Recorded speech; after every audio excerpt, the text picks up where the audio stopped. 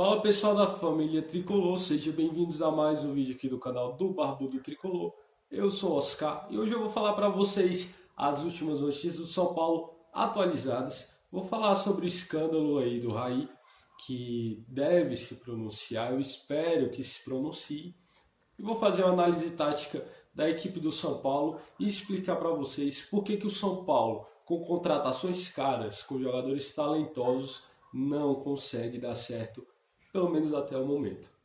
Começar aqui falando para vocês, hoje surgiu a notícia de que o São Paulo teria interesse em contratar o goleiro Marcelo Groi, goleiro que era do Grêmio e saiu do Grêmio esse ano. De antemão eu já falo aqui para vocês que o São Paulo não tem interesse no Marcelo Groi.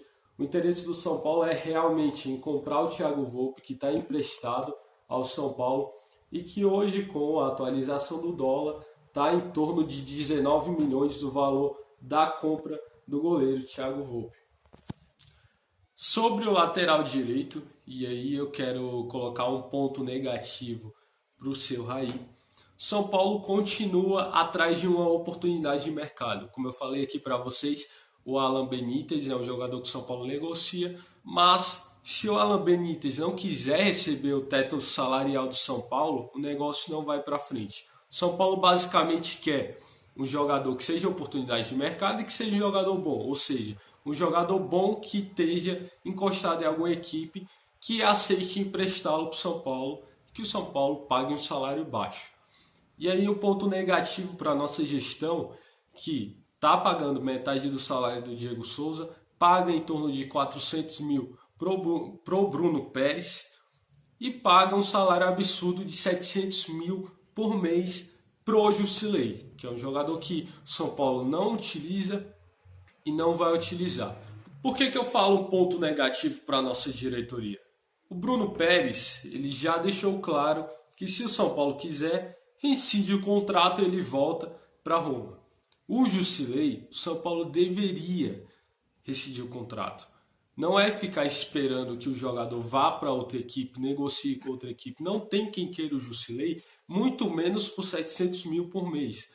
Então o São Paulo tem que rescindir com esses jogadores e parar de gastar 1,5 milhão por mês, mais de 1 milhão, com jogadores que não utiliza, jogadores que não vai utilizar, jogadores que a torcida já não tem mais paciência. Agora atualizando vocês sobre detalhes da nossa equipe, começando pelo Pablo. O Pablo teve a lesão confirmada e vai ficar 3 semanas fora de campo, o que pode estender até um mês. Por quê? 3 semanas é o tempo para ele ficar bom da lesão que ele sofreu no jogo contra o Palmeiras.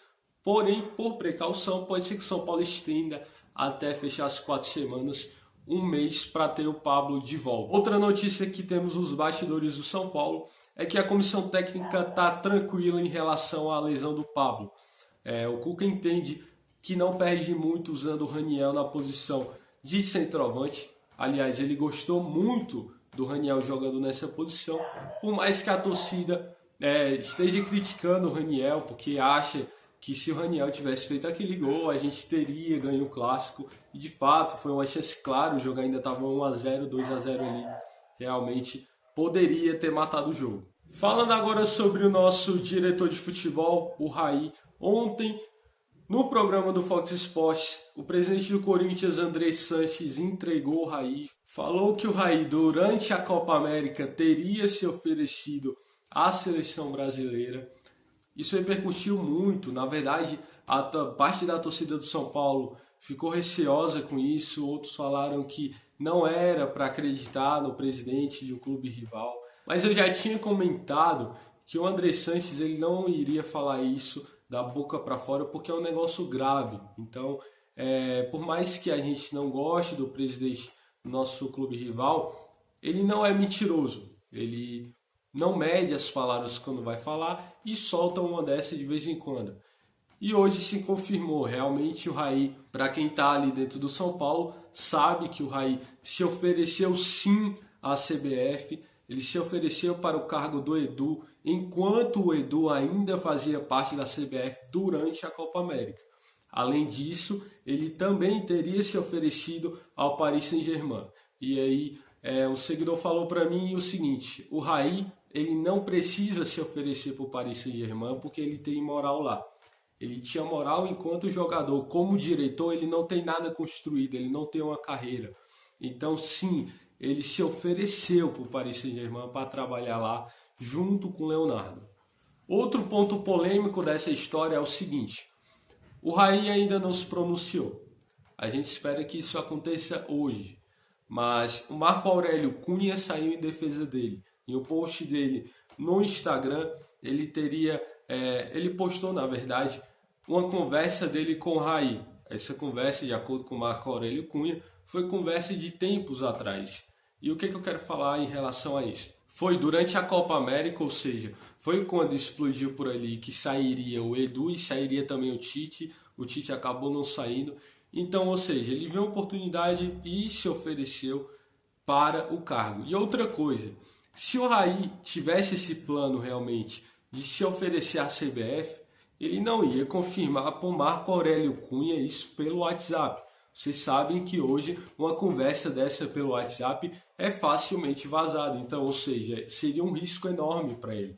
Uma conversa dessa vazada ia pegar muito mal para o Raí, que não ia ficar na CBF, porque ia pegar muito mal nacionalmente, não ia ficar no São Paulo e não ia ficar no PSG. Então, assim, galera, é muito inocente acreditar num post desse do Marco Aurélio Cunha, que claramente é amigo do Raí, quer limpar a barra do cara, que se calou, não quer dar entrevista, não dá indícios que irá se pronunciar em relação a isso. E agora, fazendo uma análise tática aqui, eu acho que é a primeira vez no canal que eu vou fazer isso, sobre esse elenco do São Paulo. Muita gente se pergunta por que o São Paulo, com jogadores tão caros, jogadores que a gente vê que tem talento, que em outras equipes estaria deitando, por que jogadores assim não fazem o São Paulo jogar? Por que o São Paulo ainda não engrenou de vez nesse campeonato e como equipe? E aí eu acho que o primeiro ponto que a gente tem que analisar nisso é o esquema tático. São Paulo já chegou a usar um 4-4-2, mas geralmente está usando 4-3-3 em todas as partidas. E o que acontece no 4-3-3?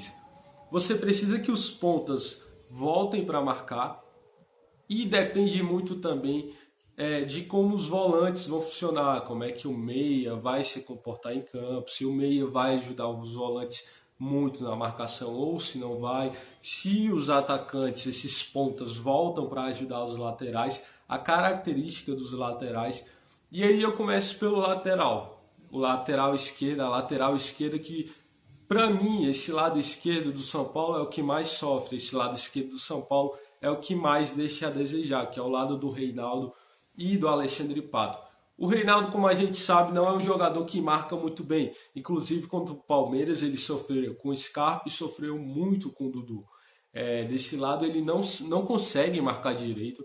É um jogador realmente que só sabe atacar, sofre nessa temporada com problemas técnicos, ele não consegue fazer um cruzamento, não consegue fazer um drible e ajudar a equipe ofensivamente, que eram coisas que ele fazia no passado e fazia bem. E isso aliado ao Alexandre Pato, que não volta para marcar, é um problema muito grande para o São Paulo. Por vezes o Cuca pediu que o Pato voltasse para marcar, o Pato deixou claro que se é uma coisa que o técnico quer, ele vai buscar fazer, lógico. Mas o Pato, quando ele volta para marcar no jogo contra o Palmeiras, ele chega no ataque muito cansado e sem perna para finalizar a jogada. Ou seja, a gente tem um Reinaldo que praticamente tem que correr por dois, porque o Pato não recompõe bem. Diferente do outro lado que tem o Hudson e o Antony ajudando muito, o Hudson voltando bastante para marcar. Isso também é um outro problema. A gente tem o Reinaldo marcando por dois, um Reinaldo que não sabe marcar direito, um Reinaldo que não consegue nem marcar e nem atacar. Ou seja, a gente perde defensivamente e perde ofensivamente. O que seria o ideal? Deslocar o Tietê para esse lado do campo, para ele ajudar o Reinaldo. O Tietê já fez a lateral, lógico que ele joga melhor na lateral direita, até porque ele é destro, mas ele cobrir o Reinaldo e o Reinaldo ser um pouco mais defensivo, ajudaria o Pato a ter mais liberdade para atacar e ter mais liberdade para somente criar jogadas. Enquanto isso, no outro lado, o que é que temos? Temos o Hudson, um jogador que não é lateral, ou seja, não dá para a gente cobrar dele uma boa chegada no ataque e um cruzamento bom. Ele vai tentar fazer isso porque é o papel de lateral, ultrapassagem, tabela, mas não dá para cobrar muito do Hudson nesse aspecto.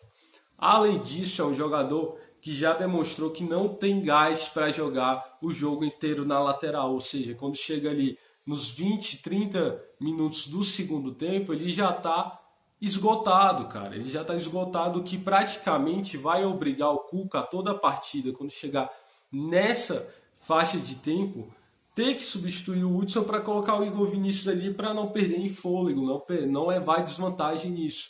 O Antony volta muito para ajudar o Hudson. Ele chega ali mordendo, na verdade, na marcação, para tentar ali numa sobra o Hudson completar e já começar uma nova jogada. O que é que complica nisso? O Antony não é um jogador para você ficar usando para marcar. Pelo contrário, o ideal do São Paulo seria ter um lateral ali, um lateral de marcação, e aí o ideal lógico seria ter mantido o Éder Militão, só que é um negócio impossível, porque é um jogador de um nível muito mais alto do que o necessário aqui para jogar no Brasil, tanto que hoje o cara está no Real Madrid, mas o ideal seria ter um lateral defensivo para livrar o Antony, para o Antony criar e ficar mais perto ali da área, que é o lugar que ele rende mais, que ele rende melhor. E agora falando um pouco da armação do São Paulo. São Paulo usou o Luan junto com o Tietê. E aí o que é que estava na dúvida da cabeça do torcedor? O que é que vai acontecer quando voltar o Lisieiro? No lugar de quem que o Lisieiro vai jogar? Até porque o Lisieiro é segundo volante, o Tietê é segundo volante e o Luan é primeiro volante. Então, na cabeça do pessoal, ou seria Tietê ou seria Lisieiro.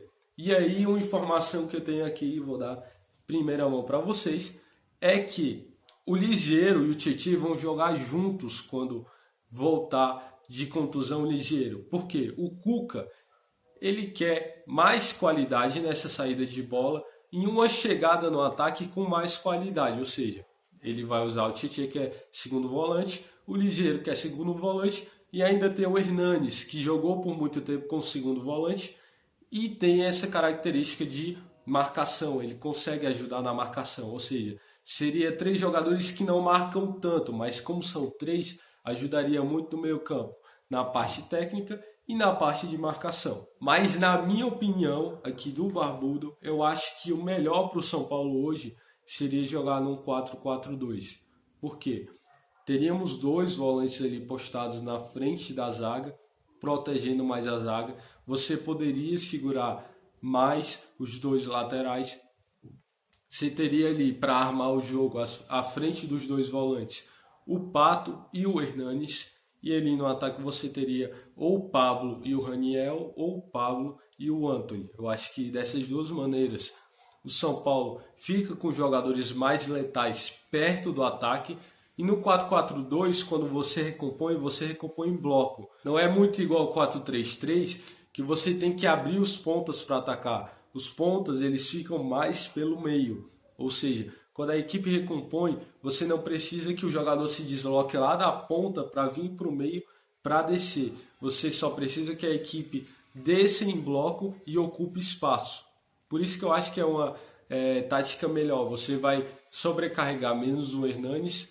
O Pato vai ficar mais solto para armar e se deslocar naquela área da ponta, do meio e perto do ataque. E você vai ter 2 jogadores que perto do gol são letais, que é o Pablo e o Antony. E pode usar o Antony também ali para flutuar perto da área e ajudar o Pato e o Hernanes na criação. Para mim, essa seria a melhor tática para o São Paulo usar hoje. Até porque o 4-3-3, na minha opinião, hoje no futebol brasileiro já é um esquema ultrapassado. E foi isso, pessoal. Muito obrigado por assistir esse vídeo. Eu peço que, se você ainda não for inscrito aí no canal, se inscreva aí embaixo. Deixe o seu like ou seu dislike e me conta aí o que foi que você achou, o que é que você acha desse escândalo do Raí, o que é que você acha sobre o esquema do São Paulo e sobre essas novidades que eu contei aqui no vídeo, nos comentários abaixo, que eu vou responder todos eles, beleza? Muito obrigado e até a próxima.